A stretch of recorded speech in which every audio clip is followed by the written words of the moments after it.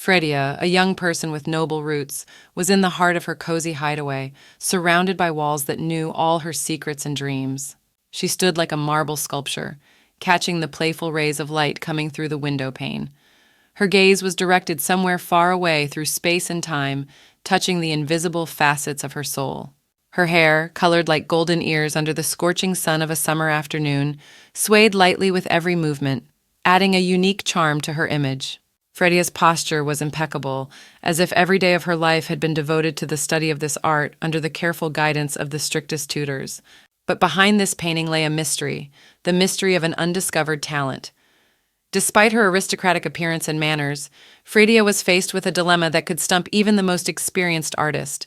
She didn't know what 14-year-old girls usually drew, and she had to think of something as soon as possible because she was about to be photographed. The maternal gaze of Fredia's caretaker, filled with untold pride and tenderness, slid effortlessly over Fredia's figure, enveloping her in a warm blanket of unconditional love and approval. That look spoke volumes without a single spoken word, promising that the end of the day would culminate in a long-awaited dinner for Fredia. It was not just a promise of a delicious meal, but a confirmation that her efforts, her endeavors, had not gone unnoticed. Spectators gathered around Fredia, each watching her from their own point of view, weaving into a single picture of public attention. She felt their gazes on her, and it made her feel like a doll on display, every maneuver and gesture in the crosshairs of critical eyes. The feeling was a strange combination of pride and embarrassment, for being the center of attention was a test not only of talent, but also of the soul. On the one hand, admiration and attention could nourish self-esteem and the desire to act, but on the other hand, they imposed a heavy burden of responsibility and expectations. Fredia felt like a thread between the worlds of art, family values, and social acceptance. She was like the main clowness in the circus arena, not realizing how her life had turned out this way. At the beginning, in the back of her mind, she had allowed the thought that everything going on around her was nothing more than a figment of her violent imagination, evoked by the pages of the novel she was turning before her eyes closed into the night's rest. Magical and unknowable, this world of the Middle Ages seemed to her a place where one could forget about reality, a place where every corner held unknown secrets and adventures. With ease and joy she wandered its expanse, inhaling the scents of unknown plants and listening to sounds she had never heard before. Her steps were light and casual, as if she really belonged to this world, as if she had been waiting here for a long time. Suddenly, however, her adventure took an unexpected turn. Out of the thick of the events of the medieval world, she was literally plucked and dragged back to reality when a certain woman who appeared out of nowhere pulled her off the street with a decisive gesture, naggingly calling her a slacker. This act of unexpected rescue or kidnapping, depending on how one looked at it, was accompanied by addressing her by the name Fredia, which made her heart sink with surprise, for Fredia was the name of the heroine of the very novel that seemed to her to be the key to this dream. Here she was, standing right in the house of this mysterious woman, realizing that her fate was now inextricably linked to the name of the protagonist in the book. At the heart of the gripping narrative entitled The Suspicious Princess lies the story of the extraordinary fate of a girl whose life is suddenly intertwined with a world far removed from her own, a world where she finds a new name and destiny. This novel, full of mystery and adventure, tells of the main character's reincarnation from our familiar world into the body of an orphan named Fredia. What is even more striking is that this fantastic fate seemed to become a reality for the girl who just the night before, quickly turning the pages of this book, did not realize how deeply immersed in its plot.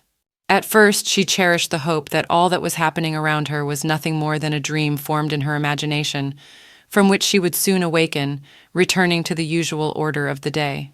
However, as the days began to add up into a series of endless events that found no conclusion in waking up, she realized something incredible. The reality of her existence had been rewritten. She had indeed been reborn as Fredia, leaving behind her former world, her soul now inhabiting the body of the girl from the novel she had so casually given her attention to before bed. This realization changed her perception of reality forever, forcing her to adopt a new identity and start her life with a clean slate in a world that until recently existed for her only in the pages of a book. A new path opened before her, full of suspense and adventure, as well as terror and uncertainty before an unknown world, far from her own, in which she was to find her place and meaning of existence under the name of Fredia. The girl realized that her own life had begun to strangely duplicate the events from The Suspicious Princess. She spent some time in deep thought. Her situation was truly unique. Like Fredia, the novel's heroine, she too was an orphan, abandoned by the world the moment she came of age. However, unlike her past, where the future seemed uncertain and full of difficulties, in this new world she saw not just a fate to be accepted, but an opportunity to be seized. Realizing that she was now living Fredia's life, the girl felt genuine relief and even joy.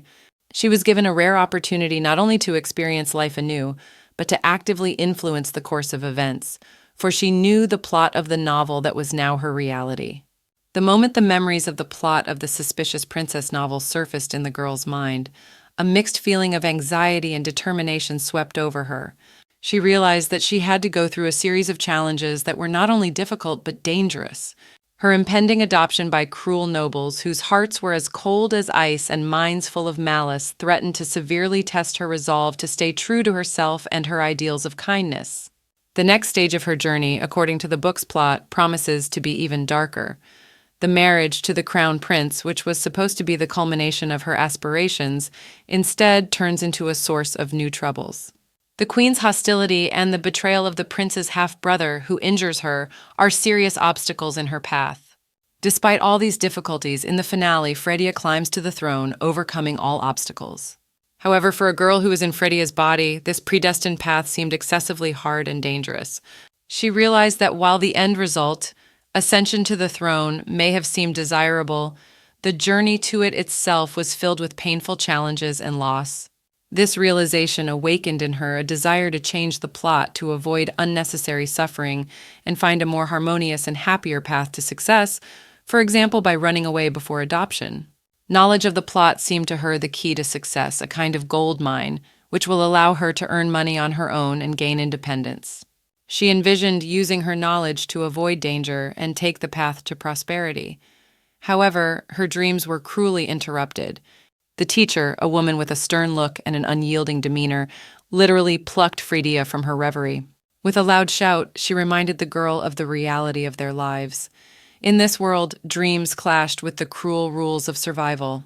The teacher unleashed an avalanche of reproaches on Fredia for inaction and unwillingness to work. Her words were harsh and unappealing. She announced to Fredia that if she didn't pull herself together and start making efforts to fulfill the tasks assigned to her, the consequences would be extremely serious. The threat was so serious that it could change Fredia's whole life. The teacher said that if Fredia continued to ignore her duties, she would be sold to Mr. Grammel's farm. That name gave Fredia a sharp attack of horror. Mr. Grammel's farm was not known for its particular cruelty or ruthlessness to its workers, but Mr. Grammel was a notorious pervert. It represented a place from which one could not leave as easily as one got there. This prospect made Fredia think seriously about her future and how her knowledge of the plot of this world could help her avoid such a grim fate. Deep down, Fredia was filled with anger at the tutor from all the injustice accumulated in her heart. This surge of emotion caused her to act unexpectedly. She grabbed the kindergartner's leg, showing her protest and desperation. At that moment, it seemed that another clash, full of tension and conflict, was about to take place. However, to the surprise of everyone, including the teacher herself, Fredia did not continue her rebellious gesture. Instead, she cried out for mercy, screaming that she was willing to work twice as hard and begging for another chance to prove her dedication and hard work. This unexpected turn of events opened new horizons for Fredia. Not only did she start working at the shelter much more than she had ever done before, but she suddenly became a symbol of suffering and selflessness. Her story and image evoked sympathy and admiration, attracting the attention of the wealthy who began donating money to the orphanage. Her ability to evoke such emotion made her especially valuable to the shelter in its efforts to solicit donations. Fredia found a new role. She began to play doll at special gatherings organized for the entertainment of wealthy donors. Her ability to slip into the role, attracting the attention and generosity of affluent guests, became not only a means of raising funds for the orphanage, but a survival strategy for Fredia herself. She used her new position as a means to achieve goals she could only dream of before, showing an amazing ability to adapt and capitalize on even the most challenging circumstances. However, Fredia was sick of listening to the hypocritical speeches heard at such events, when the tutor, with sweet speeches, lured money out of the aristocrats. The aristocrats were no better, however, taking advantage of Fredia as an opportunity to raise their status in the public eye with the help of newspaper headlines.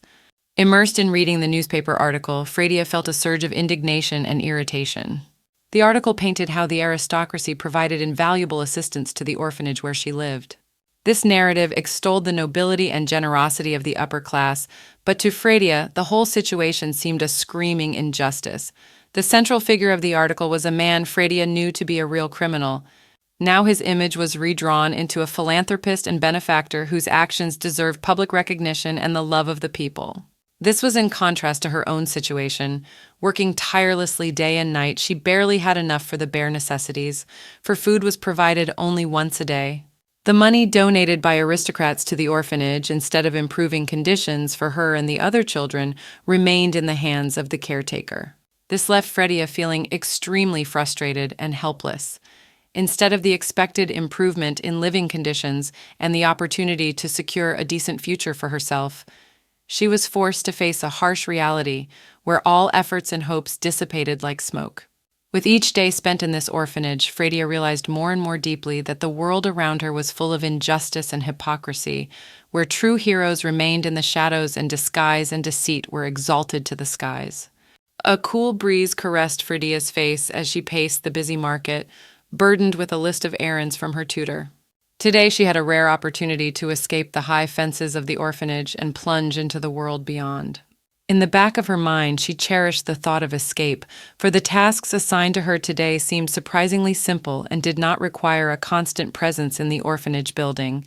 Perhaps it was her chance at freedom, a thin thread of hope that she could start over in another place, far away from the shelter that had become her prison. However, her musings were cruelly interrupted. A group of children playing in the market suddenly started throwing insults in her direction. They seemed to know who she was and did not hide their contempt.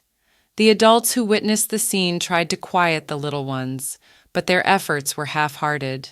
In their eyes was the realization of who stood before them, the girl from the orphanage whose name was known throughout the city, for her name was now in all the papers. This moment was a revelation for Fredia. She realized that her reputation and her past would not allow her to disappear so easily into the crowd and start her life anew. The stares of passers-by, the whispers behind her back, and even the children's taunts all reminded her that the world outside the orphanage would not be a safe haven for her. In that moment, Fredia realized that the road to freedom would be much more difficult than she had imagined, and that her every move would be under the scrutiny of a society not ready to forgive or forget. Suddenly, Fredia faced an ordeal that fundamentally changed her perception of the world around her. Suddenly, out of nowhere, she found herself the center of attention of a group of young people. These guys, illuminated by the fire of envy, couldn't bear to see Fredia, a girl without family or lineage, receiving bounties from aristocrats. Their words were full of derision and contempt as they pointed to her appearance, saying that despite all the handouts, she still remained in her beggarly clothes, which looked more like rags than anything decent. Fredia, however, was not one to be easily provoked. In that moment, she came to a profound realization, realizing that no matter what world she found herself in, bullies remained the same. Their behavior, their words, their actions were so similar to what she had encountered before that Fredia decided not to give vent to her irritation. Instead of getting into useless arguments and trying to explain to these guys that the aristocrats' handouts never became her property, she chose the path of silent dignity. As she continued on her way, Fredia felt stares and heard words of scorn, but she walked steadily on, remaining calm and dignified. The boys, trying to attract her attention and provoke a reaction, started throwing pebbles at her, but even at that moment, Fredia didn't let herself lose her temper. Fredia tried to keep her composure, but turned around when she heard that they were about to throw something else. As she looked back at the sounds that heralded a new storm of scorn, she saw the thunderstorm of scum flying in her direction that her pursuers were about to unleash on her as a final act of humiliation. Instinctively defending herself, Fredia raised her hands, waiting for the inevitable, but after a few moments she realized that the promised rain of slop never fell on her. When she slowly opened her eyes, She saw an unexpected rescue in the form of a young man of extraordinary beauty who appeared out of nowhere like a guardian angel to protect her from attack. This stranger bravely stood between Fredia and her abusers, stopping their malicious actions. His appearance was so unexpected that even the most persistent of her pursuers stood still for a moment, startled by his sudden intervention. However, when Fredia paid closer attention to this savior, a sense of unease crept into her heart. The young man's gaze, his demeanor, and the inexplicable aura surrounding him caused her to have mixed feelings. On the one hand, she was immensely grateful to him for his timely appearance and protection, but on the other hand, her intuition told her that there was much more behind that handsome face than might appear at first glance. Standing in front of Fredia, this mysterious young man seemed to be the epitome of courage and protection that Fredia so desperately needed. Despite his noble act, Fredia couldn't escape the inner restlessness that was now reflected in physical discomfort, as if small needles pricked her, causing painful sensations in her side. This feeling of unease that came out of nowhere was preventing her from fully relaxing and trusting the moment. Suddenly, the situation took an even more tense turn when the young man turned to her abusers with a question that sounded more like a warning than simple curiosity. His voice, filled with confidence and hidden menace, made the hearts of the offending men falter. The young man's gaze, penetrating and determined like a sword, passed through them, causing uncontrollable shivers in their bodies. They seemed to realize for the first time the full seriousness of their situation, facing a force they could not resist. The situation reached a climax when one of the offenders, in desperation to preserve his ego, decided to take the extreme step of attacking the young man with a knife. However, his attempt was doomed to failure. The young man disarmed his attacker with an unexpected dexterity and precision that seemed impossible for an ordinary man. This moment of action happened so quickly and efficiently that time around seemed to slow down. After the attacker was unarmed, the young man, maintaining his superiority, threateningly ordered his assailants to disappear. His voice, filled with irrefutable power, left no room for doubt or delay. When Fredia's abusers, gripped by fear and panic, retreated, they did not forget to shout threats of their return. These words, which sounded more like a desperate attempt to save face before the inevitable defeat, made no impression on the young man. He stood unperturbed like a rock against the waves, showing his steadfastness and self-confidence. Fredia, trying to find words of gratitude for his nobility and protection, found herself utterly absorbed in her sudden admiration for her savior's beauty. His facial features, the combination of strength and nobility in his appearance, instantly captured her attention, leaving her breathless for a moment. Before she could even utter a word of thanks, however, Fredia was confronted with the young man's unexpected reaction. Instead of the expected words of encouragement or even a modest acknowledgement of gratitude, the young man chose the moment for a stern admonition. He reprimanded Fredia for her inability to stand up for herself, criticizing her for her lack of courage and independence in defense. When he left her a piece of advice that sounded like a call to action. Fredia should learn not to hide behind the backs of others, but to face the challenges of life with dignity and courage. Left alone, she reflected on the words of her unnamed savior, realizing that the path to independence and courage lies in overcoming her own fears and insecurities. Lying in the darkness of her humble room, Fredia gazed up at the ceiling, which was hidden in the darkness, going over the events of the day in her head. Thoughts of the unexpected rescue and the words of that brave young man swirled through her mind, giving her no rest. She realized that this moment was beyond the familiar plot of the novel in which she found herself. Her savior, this mysterious and handsome young man, was not part of the story she remembered. He was only a minor character, barely mentioned in the pages of the novel, and Fredia began to wonder if that played any part in the changes that were beginning to happen around her. As Fredia thought about the future, she realized that she faced a difficult choice. The possibility of being adopted and thereby finding a new family, protection, and perhaps even love seemed tantalizing, but also frightening. On the one hand, it could mean a chance at a better life, for an aristocratic family could offer her all the things she could only dream of as an orphan. On the other hand, Fredia realized that it would also mean diving into the complex and potentially dangerous plot of the novel, where every step could lead to unpredictable consequences. Fredia's determination was an inspiring spur to action for her. She realized that her reincarnation into this world was not an accident, but a chance to change her life and perhaps even influence the fates of others. Realizing that paths were open before her that were beyond the reach of most, Fredia decided to make the most of the opportunity. Her goal became clear: to become the daughter of a ducal family and find a place beside the prince by becoming his wife.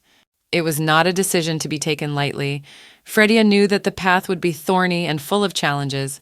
After all, to achieve her goals, she will have to not only fit into the high social circle, but also endure competition with other ladies and learn to navigate the complex intrigues of the aristocracy and court intrigue. In addition, she needed to acquire qualities worthy of a future queen, including diplomacy, charm, conversation, and etiquette. Fredia began her preparations, immersing herself in learning everything she needed to know. She started with self-education. She read books on history, politics, philosophy, and literature to broaden her horizons and have the knowledge that would allow her to have conversations on any topic. In addition, Fredia devoted time to the study of etiquette and manners, which were necessary for a prosperous existence in the upper classes. Fredia realized that her appearance also played an important role, so she began to follow fashion and style so that her appearance would match her status as a high society lady. That day, the atmosphere in the orphanage was electrified with expectation. The teacher, addressing Fredia, used a tone of mysterious seriousness and hidden threat, as if warning her against some unknown risk. This filled Fredia's heart with anxiety, but at the same time, she realized that the warning carried an important meaning. The reason for all this caution was an upcoming event that was to upend the ordinary life of the orphanage, a visit from the queen herself. Realizing the greatness of the moment, Fredia prepared herself to meet Her Majesty with due deference. When the hour came, she bowed respectfully and with slight nervousness before the queen, showing her respect and submission. Her Majesty, in turn, smiled at Fredia, who found favor in her eyes and stroked the girl's head affectionately, as if approving of her behavior. The gesture might have seemed a sign of genuine kindness and consideration, but Fredia was not fooled by appearances. Deep down, Fredia was convinced that this whole display of sympathy and friendliness was nothing more than a well-rehearsed act. She knew that behind Queen Joan's mask of benevolence lurked a very different person. The queen was known for her coldness and calculating mind of an opportunist who always put her own interests first. Fredia felt that any show of kindness on the part of the queen was only part of her splendid performance of a role designed for the public and the maintenance of an image, while the true intentions and feelings remained hidden behind the outer mask. At the heart of the novel's plot, an event occurred that has not only dramatic weight but also an incredible warmth of human relationships. The queen, contrary to expectations and traditional notions of maternal love, made a choice that would change the lives of the protagonists forever. She favored not her biological descendant, but Herz Alan von Arcel, the eldest prince and key character in the novel. This act seemed to stem from the depths of strategic deliberation, but at the same time carried a spark of genuine affection and recognition of Herz's services to crown and country. Herz, whose heart was as big as his mental generosity, could not remain indifferent to the fate of those who were in trouble or in need of help. His attention was caught by a newspaper article about young Fredia, who was described as an orphan left alone in this vast and sometimes indifferent world. Something about this story touched him deeply, making him make an immediate decision to see this girl in person, a clear testament to his nobility and compassion. When they met, Herz made a lasting impression on Fredia. His appearance, his manners, and above all his smile, which seemed to light up everything around him, made Fredia's heart race. That smile, full of kindness and sincere interest, penetrated into Fredia's very soul, leaving a light trace there. For Fredia, accustomed to the harsh realities of life in the orphanage and the fact that sincere feelings are rare in this world, meeting Herz was a real revelation. In his presence, she felt special, because in front of her stood not just a prince or a high-ranking person, but a man who could see and appreciate the true beauty of the soul, hidden behind external circumstances. At this moment in history, when the air around her was saturated not only with the grandeur of the reception taking place, but also with the fine threads of human emotion, Fredia experienced something that made her inner world stop for a moment. It was an illumination, instantaneous and bright as lightning in a dark sky, clarifying her own feelings. She remembered the day when the young man, the unknown knight in her life, had stood up for her in the face of her abusers. The same vibrations of awe and gratitude that had filled her heart then returned again, this time triggered by Herz's presence. However, by virtue of her shrewdness and sharpness of mind, Fredia tried to ward off these outbursts of emotion as if they were leaves swirling in the wind, which she could tame with a single wave of her hand. She shook her head, in an attempt to free herself from the feelings that had suddenly piled up, trying to focus on the reality that was unfolding before her eyes. Her gaze settled on Hare's again, and there was more than admiration or interest in that gaze. She felt an irresistible desire to draw closer to him, realizing that he, the protagonist of their shared history, was looking at her with no less attention. This thought of getting closer was not a mere whim or a passing desire. It held the melody of fate, prefiguring the importance of their interaction not only to their own lives, but to the entire fabric of history they both wove through their actions and choices. Fredia realized that her attractiveness and inner strength could have an effect on Hare's, awakening in him aspirations and feelings that would be the key to their shared future. In her heart there was a hope that perhaps she could be the one to open new horizons for Hare's, to show him the depth and real beauty of human existence, which was hidden behind the golden halls and marble walls of their world. When Hare's, with the manner of a true gentleman, approached Fredia, his gaze was full of genuine interest and tender concern. He began the conversation with questions about her future plans, drawing on information that Fredia appeared to have once left in newspaper articles. These lines, written without any serious background, now lay before them like an invisible bridge between reality and fiction. Fredia felt an inner tension, fearing that the conversation would lean toward topics she felt unsure of, especially if Jairus wanted to discuss modern art, an area about which her knowledge was superficial to say the least. In an attempt to avoid this awkward situation, she cleverly changed the subject to something safer and more familiar, starting to talk about her blonde hair, emphasizing the fact that she was blonde. This unexpected turn in the dialogue caught Hare's off guard, leaving him mildly embarrassed. Watching his reaction, Fredia could barely contain the bursts of laughter within herself, realizing the comical nature of the moment and her spontaneous attempt to divert attention away from a potentially difficult conversation. This scene revealed not only the lightness and playfulness of her character, but also the subtle intuition that allowed her to stay one step ahead, even if she had to resort to something so unpredictable and funny to do so. The mention of blondness as a new color theory sparked unexpected interest from Hare's, who may have been looking for an underlying meaning or innovative idea. This moment emphasized the difference in their perceptions and interests, as well as the unpredictability of communication between two people with different life experiences and worldviews. In an attempt to remedy the situation and move the conversation to more mundane and understandable topics, Fredia chose to discuss food, a universal topic that seemed like it could interest anyone. She was talking about how delicious her soup and bread was this morning and looked very enthusiastic. However, her account of the delicious soup and bread, filled with genuine delight and picturesque detail, did not resonate with Hare's heart. His indifference to such a mundane topic as food emphasized the gap between their worlds. To Hare's, a prince of high society, dinner was more of a routine or social event than something that evoked deep emotion or interest. Fredia realized that her attempt to find common ground with Hare's through the simple pleasures of life, such as delicious food, had failed. This moment was an important lesson for her in dealing with people from other social backgrounds and with other interests. She realized that in order to connect with Hare's and really get him interested, she needed to gain a deeper understanding of his world, his values, and what really stirred his heart. Hare's, as if giving the world his most sincere smile, turned his eyes to Fredia. At this moment in time, his eyes shone with an extraordinary light, reflecting the warm rays of the setting sun, and he easily uttered words in which he called Fredia an incredibly amusing creature.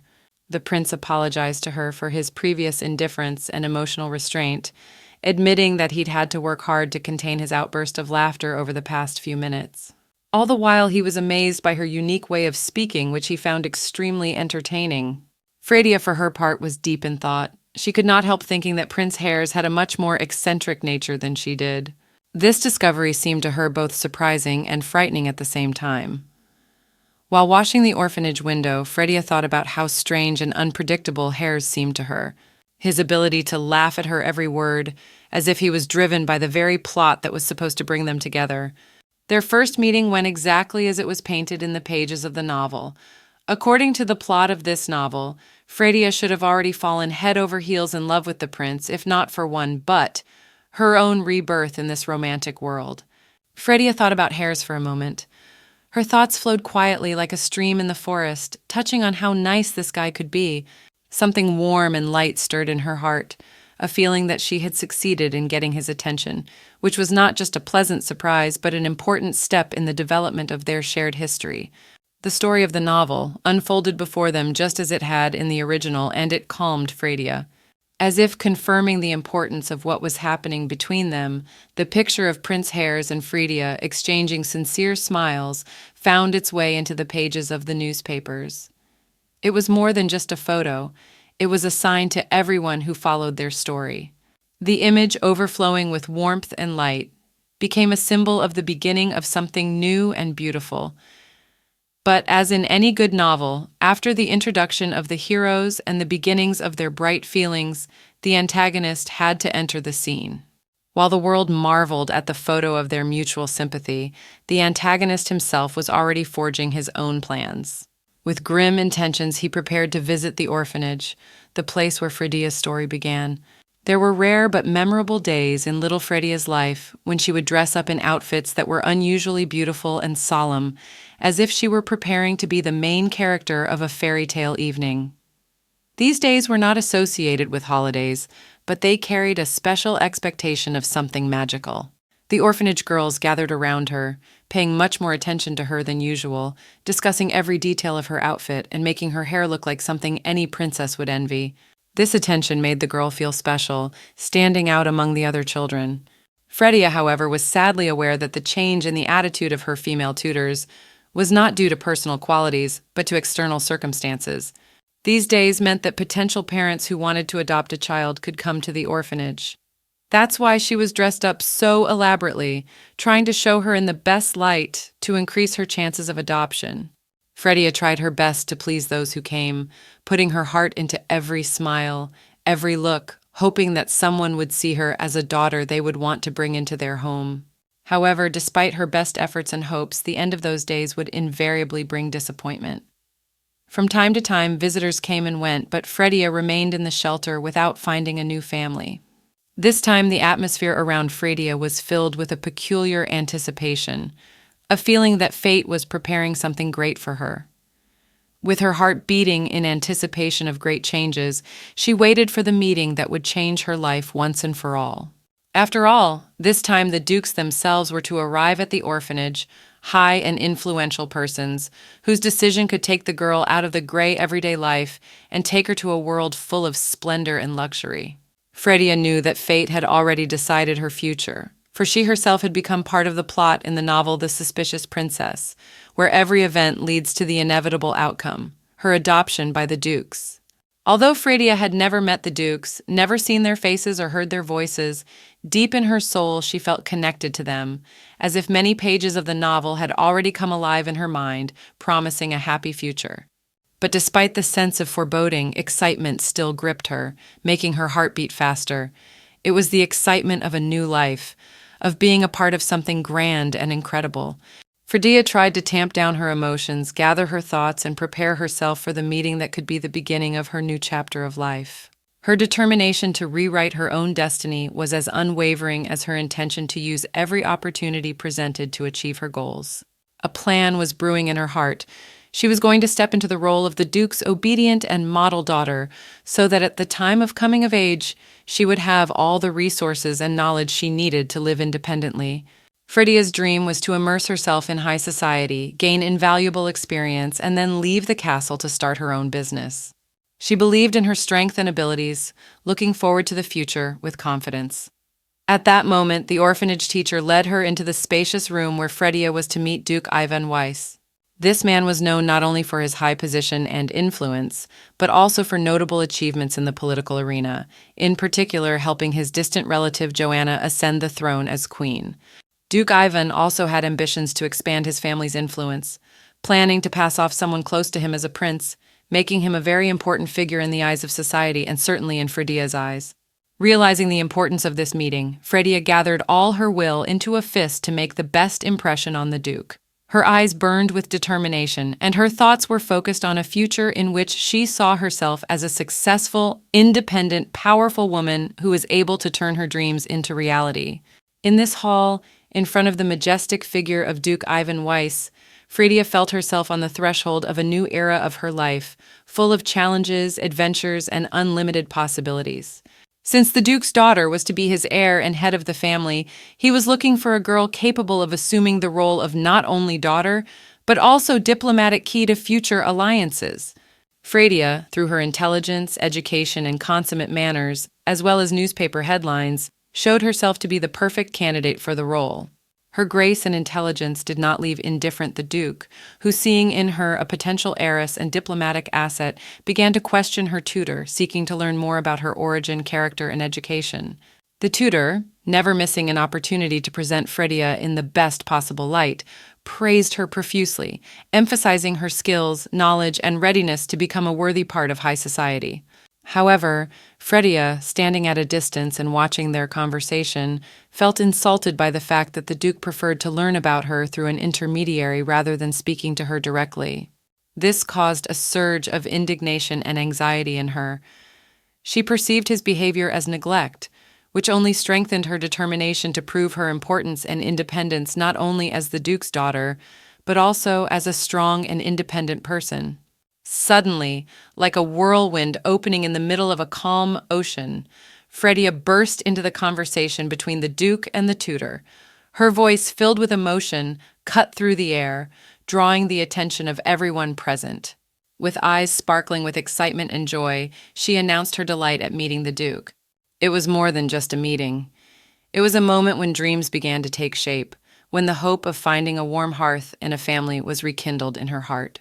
Fredia shared her thoughts about the Duke's daughter, mentioning that she were the same age. It was a special discovery for her, for she had thought it a miracle to have a half-sister. She expressed her desire to strengthen the bond with her future sister through a gift that has important symbolic meaning. The gesture was not just a formality, it was an expression of a sincere desire to build a relationship based on support, understanding, and sisterly love.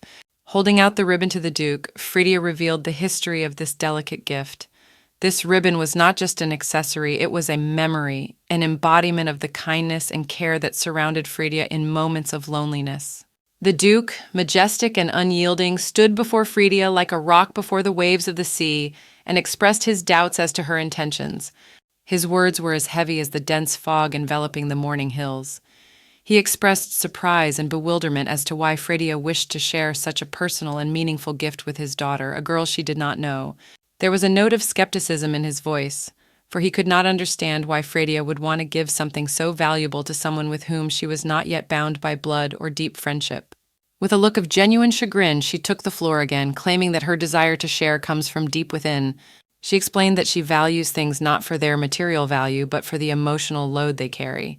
For Fredia, raised in an orphanage, the dream of a family was a light in the darkness, a beacon guiding her to the shores of hope.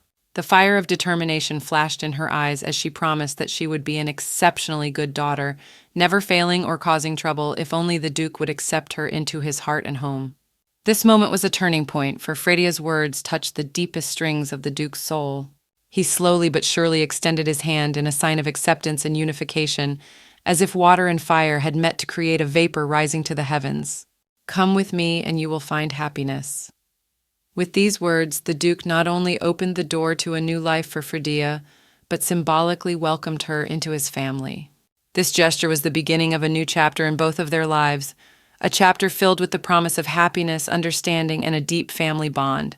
With a smile sparkling in her eyes, Fredia made a firm promise to the Duke that she would never give cause for disappointment. At that moment, she felt a slight twinge of doubt, wondering about the appropriateness of her decision to give away so easily the jewelry she had received from the prince.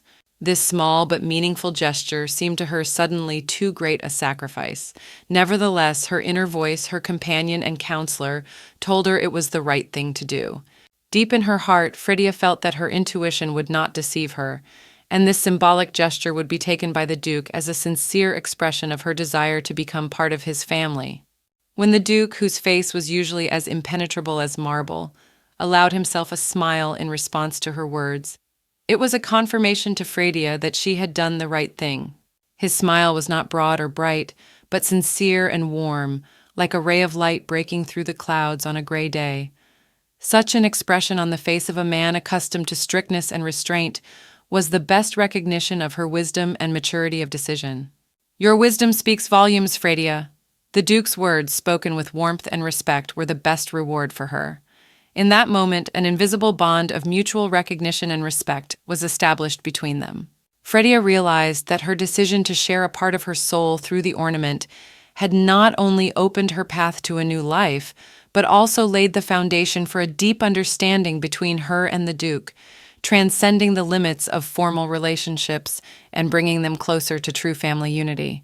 While the Duke expressed his admiration for the skills and methods of education demonstrated by the tutor, the latter accepted the praise with a stately calmness, as if she was supposed to hear compliments every day. Fredia, however, did not agree with this assessment in her mind. She knew that the tutor was not to be commended, for her interests seemed limited to the welfare of her own purse and not to the welfare of the children entrusted to her care. Realizing the unfairness of the moment and wanting to draw attention to the true face of the tutor, Fredia decided to act. Suddenly, she loudly pointed out that if the teacher did not stop squeezing her shoulder hard enough, there would definitely be a bruise on her skin. These words came out of the blue, breaking the polite atmosphere of the meeting. Fredia used this moment to seek not only to free herself from her painful grip, but also to emphasize her tutor's oppressive and indifferent approach to her pupils.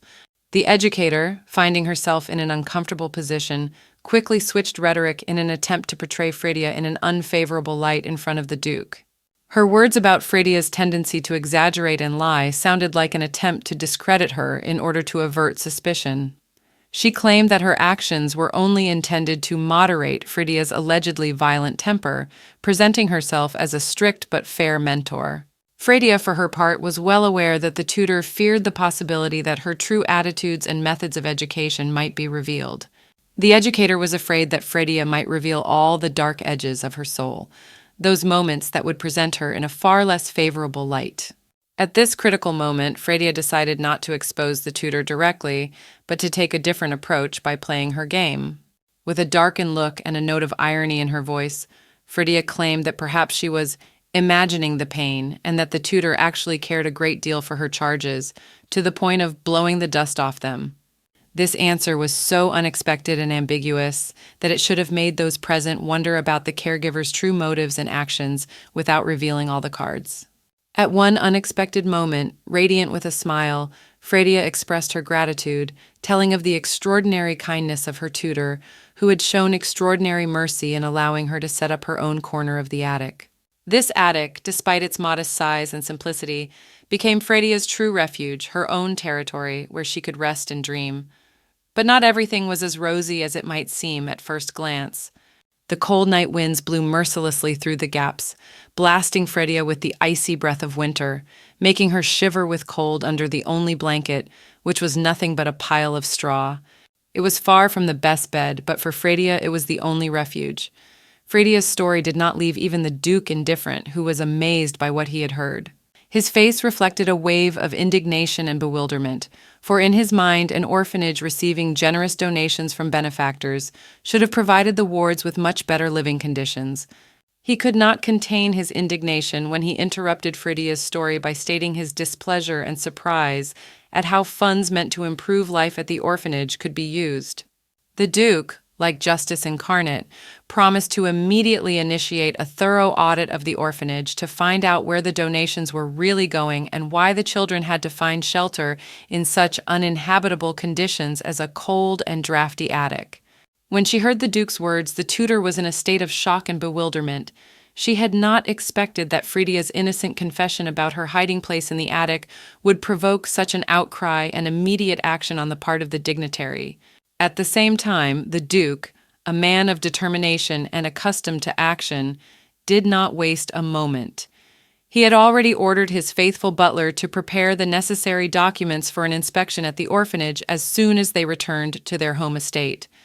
It was a clear indication of his intentions to restore justice and order.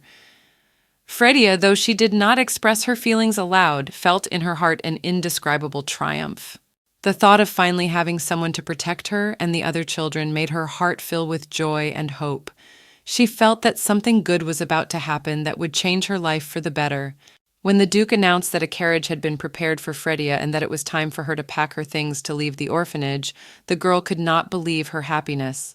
The words sounded like music to her. She instantly perked up and without wasting a second hurried to fulfill his instructions. Fredia, as if wings had grown behind her, ran to get her few belongings, ready for a new chapter in her life. The moment Fredia first crossed the threshold of her new home in the duchy, she was overcome with a feeling of incredible amazement and admiration. The view before her eyes was truly breathtaking. The wide expanse and magnificent scenery surrounding her seemed like something else entirely, dreamlike and unreachable. But two elements in particular were imprinted in her memory, as if they came out of the world of magic: the fountain, sparkling in the sunlight, as if assembled from living water and purest gold, and the gate, which seemed to be the embodiment of the most wealth and refinement because they were made of pure gold. This vision was imprinted in her heart as a symbol of a new life, full of hitherto unknown wonders and possibilities. However, with barely enough time to absorb all this elation, Fredia faced her first test in her new world. Amidst the opulence and beauty, rumors reached her about Duchess Catherine, who was apparently suffering from acute migraine attacks. This news somewhat dampened Fredia's impressions, for she had entertained hopes of soon meeting her new stepmother. An inner voice told her that meeting the Duchess was supposed to be an important moment in her life, but now that moment had been postponed indefinitely. In the back of her mind, Fredia realized that perhaps this circumstance was playing into her hands. After all, Duchess Catherine and her daughter Isabella were initially unfazed by the idea of adoption, and delaying the introduction gave Fredia precious time to prepare and adjust to her new life in the duchy without immediately facing potential rejection. The Duke's decision to adopt Fredia, made without consulting his wife and daughter, laid the groundwork for the upcoming trials the girl was about to face. In this new, seemingly delightful world, where every corner held stories of grandeur and beauty, lurked the shadows of rejection hidden behind the majestic walls of the ducal palace. Fredia was faced with an invisible wall of cold that rose between her and her new family, as well as between her and the servants, who, following the moods of their masters, were in no hurry to welcome the newcomer either. In such an atmosphere, where every day could be a test of fortitude and willpower, Fredia had no choice but to gather all her inner strength and courage to persevere through the challenges ahead. This situation was a kind of test for her, a moment of truth when she had to face a reality far from her dreams of an easy and carefree life in the duchy. When the Duke instructed the butler to escort Fredia to her new room, he may not have realized the full extent of the situation or assumed that it would resolve itself in time. But this gesture, though seemingly a mundane act of hospitality, actually symbolized the beginning of Fredia's long and thorny journey within the walls of this house, a journey on which she was to seek her way into the hearts of her new relatives and servants. So, in silence, left alone to face her worries and reflections, Fredia stepped down the corridor, accompanied by the butler.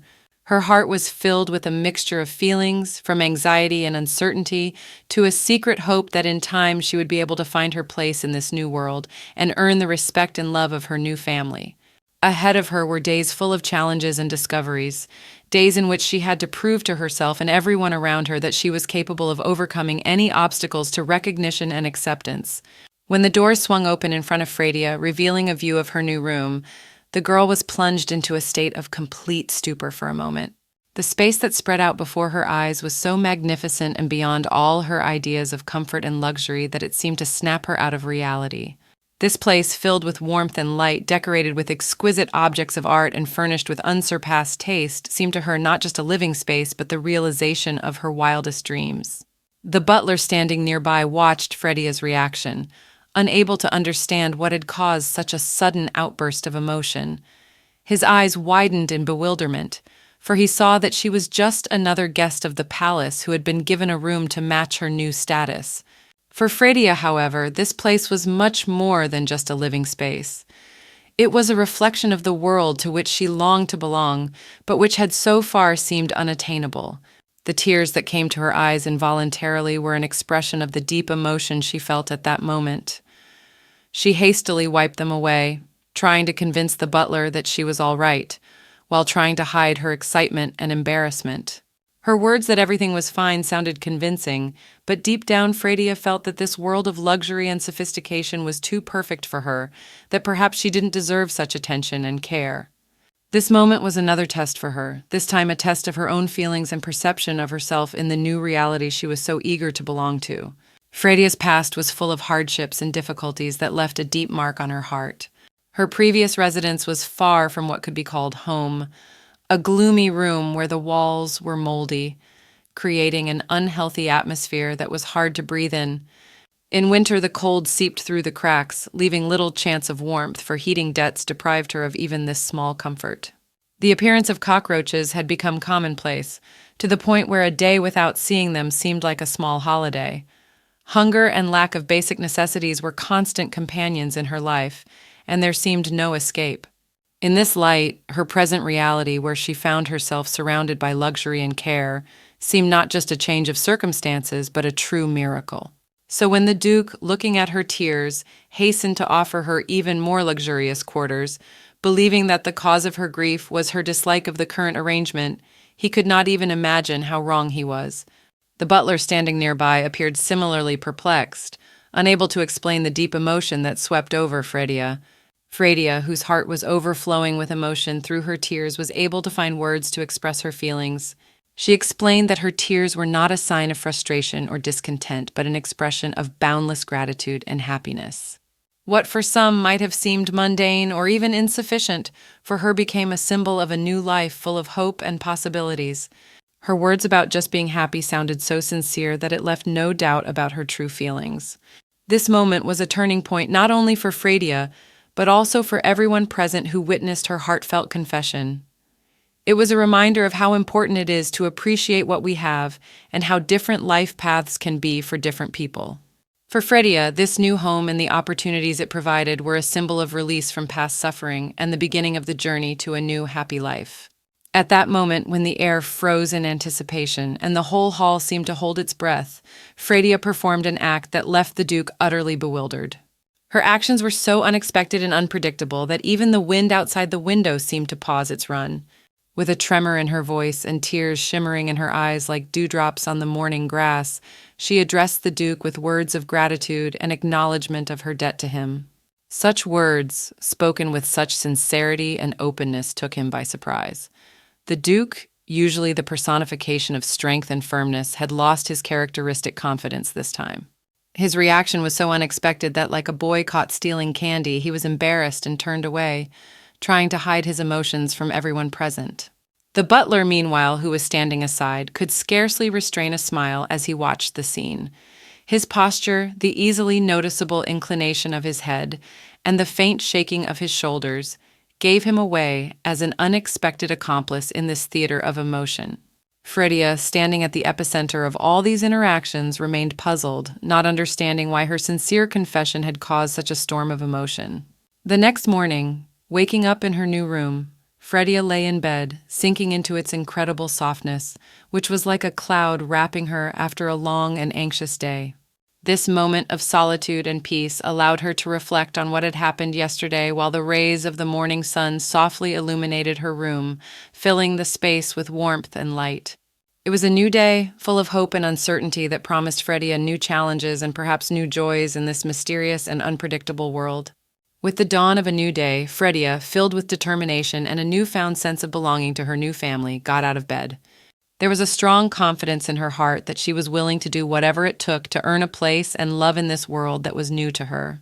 With special care, she decided to approach her interactions even with those who showed little warmth toward her, including her new stepmother and stepsister, planning to treat them with superior courtesy and kindness.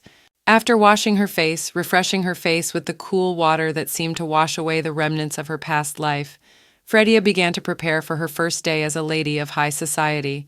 She felt as if she were on the threshold of a new beginning, where every object in her room seemed familiar, but at the same time extraordinarily new. Suddenly her thoughts were interrupted by a knock at the door. The knock was brief and decisive, but it was followed by nothing but silence. Fredia, thinking for a moment, went to the door and opened it slowly, expecting to see one of the servants, perhaps coming with a morning greeting or message. Before her eyes, however, was the back of the departing maid, who seemed no longer hopeful that the door would open before her. The maid probably assumed that Fredia was still immersed in her morning slumber and would not dare to get up so early, given the girl's new status in the house. This small but significant moment was another reminder to Fredia that her new life would be full of surprises and new experiences, where every day brings its own challenges and discoveries. As Fredia gently opened the door, her gaze fell involuntarily on the basin the maid held in her hands. The maid's reddened fingers were mute evidence that the water in the basin was not just cold, but icy. This small but very significant detail reminded Fredia that today was not going to be like any other day. This day promised to be the beginning of the ordeal described in the novel she knew so well. In the novel, the maids who obey Isabella bullied the protagonist the most, making her life a series of continuous humiliations and trials. However, Fredia did not feel fear at this moment, but rather relief. Her habit of waking up early, inherited from her peasant life, played into her hands this time. Thanks to this simple but important habit, she not only avoided the first cruel ordeal, but also inadvertently prevented the events of the novel from unfolding. In that moment, Fredia realized that her past, which seemed like a burden, could actually be her strength and advantage in the new reality. When she came face to face with the maid, Fredia did not give vent to anger or irritation. She realized that every step she took, every action she took, could drastically change the scenario she had been given. The maid, despite her mistress's obvious displeasure, persisted in urging Fredia to wash her face. She appealed for compassion, recalling the difficulties that had to be overcome to bring the heavy basin of water to these high and remote chambers. Fredia, trying to maintain a good-natured atmosphere, readily obeyed the request, though with some resistance. Carefully, like a petal touching the surface of a stream, she dipped her fingertip into the water. But that fleeting contact with the cold water made her flinch and instantly jerk her hand away, as if the water were nothing but frozen fire burning her skin with its icy touch. In a light, almost playful way, but with a subtle note of seriousness in her voice, Fredia asked the maid if this washing ritual was a kind of cold water torture. Fredia's words caused confusion for her maid, who suddenly found herself in a dilemma: how to maintain her dignity and please her mistress at the same time.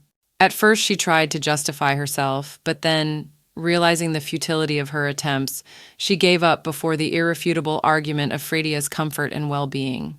The maid promised to bring new, warm water after dinner, as well as warm dresses from Isabella, which she no longer wore, to ensure Fredia was not only clean but warm, caring, and cozy within those stately but often chilly walls of their home.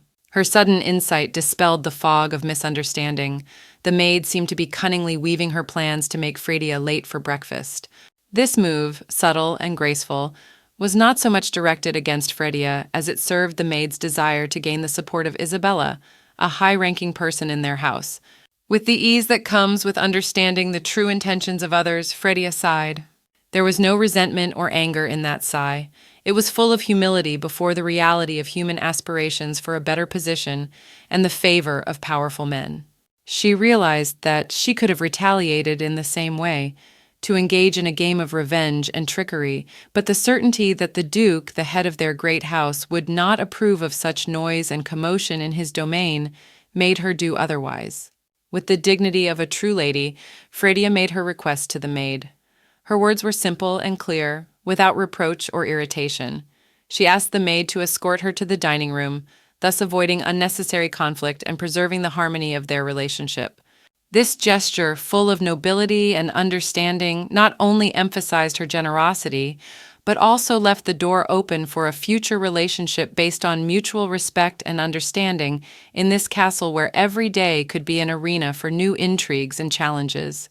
In the spacious hall, where the morning light played on the walls, creating a sense of privacy and solemnity at the same time, the Duke waited for breakfast to begin. His figure, sitting alone at the vast table, emphasized his position of authority in the house. When Fredia entered, she obeyed etiquette by performing a curtsy of respect, which was met with his approving nod. With the dignity that is reserved for true aristocrats, the Duke declared that it was her presence that he had anticipated this morning, adding that they would spend breakfast in a small circle, just the two of them. This moment opened Fredia's eyes to several important aspects of her new life in this stately home. She realized that her welcome into the family was not accompanied by enthusiasm from her new relatives, which created some tension. At that moment, however, any worries were overshadowed by the upcoming morning meal. Fredia's gaze was fixed on the exquisite dishes that glistened on the table, heralding culinary delights. The deliciously prepared viands, the aroma of freshly baked pastries, and the fragrance of exquisite tea promised a real treat for the senses.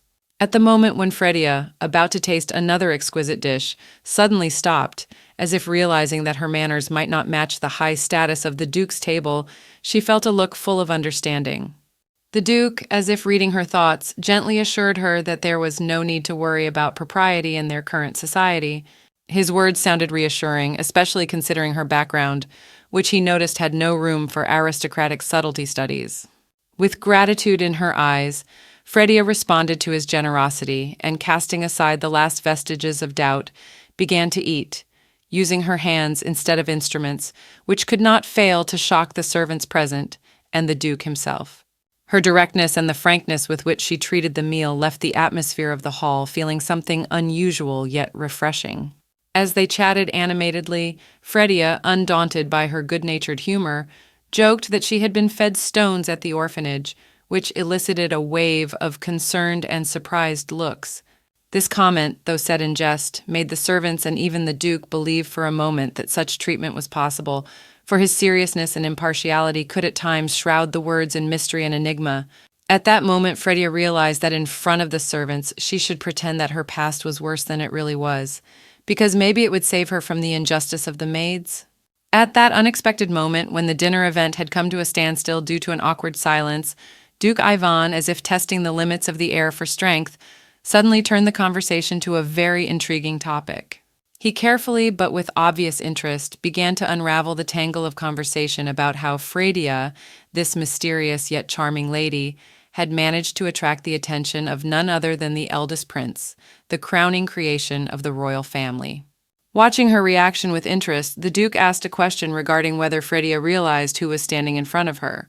Fredia, without getting lost, answers with ease, emphasizing her understanding of the power structure in the kingdom, something she learned about from the book, closing with a joke about knowing his status better than the Duke himself, straight from the novel.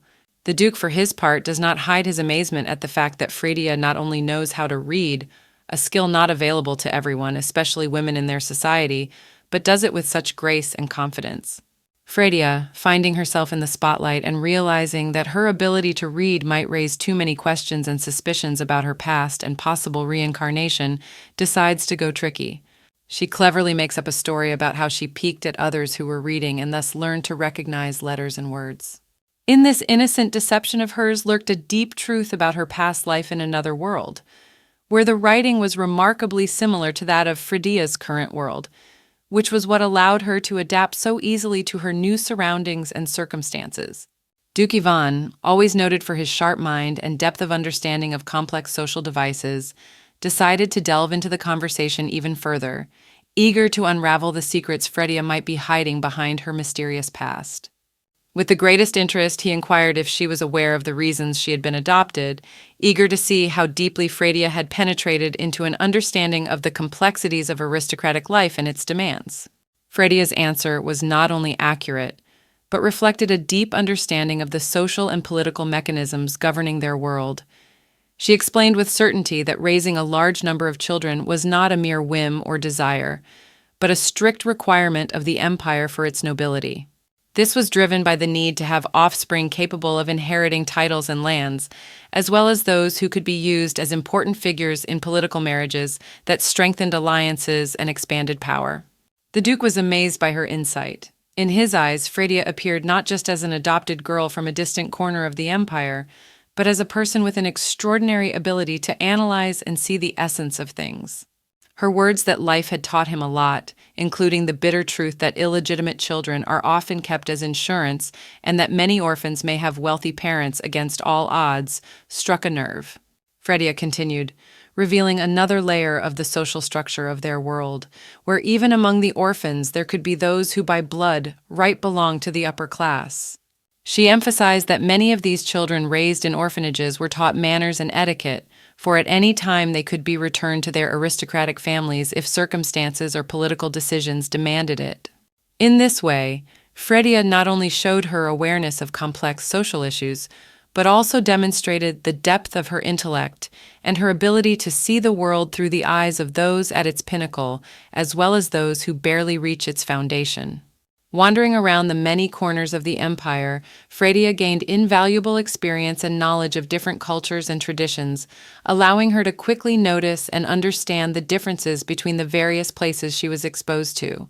When she first arrived at the orphanage that would become her new home, her eye, trained by a lot of traveling, immediately caught the unique features and characteristics of this place compared to other similar institutions. She noticed how the attention to detail and special treatment of the fosters set her new orphanage apart from the others, where conditions were often much harsher and impersonal.